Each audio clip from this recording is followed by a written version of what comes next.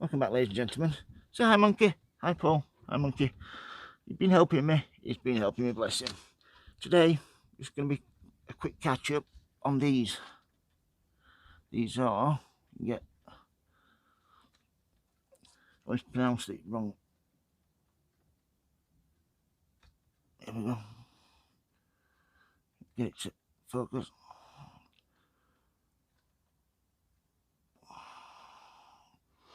Agastache apricot sprite.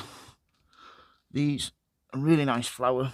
They're a half hardy perennial, so these will be going in this year, and I'll probably take them up in the autumn and fix them in.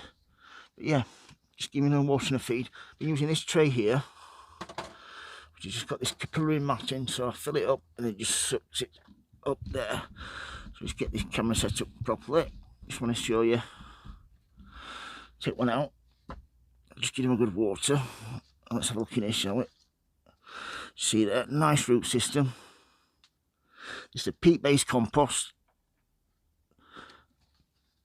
Just put a little bit back in the bottom there. Give it a good firming, and this should all ready to go.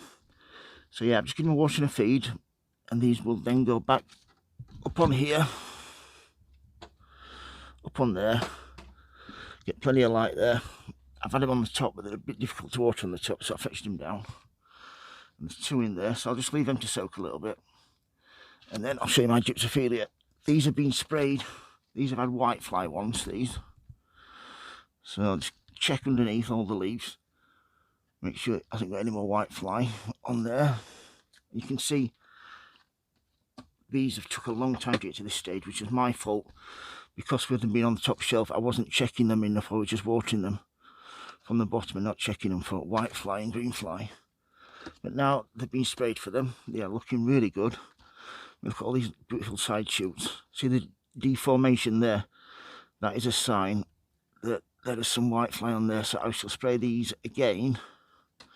That's what happens. You get deformation in the leaves, and you've got whitefly sucking the sap out. It tends to make them curl and grow like those there. So I shall spray those today, and I'll place them back on the top. Yeah, I know they're alright to be sprayed.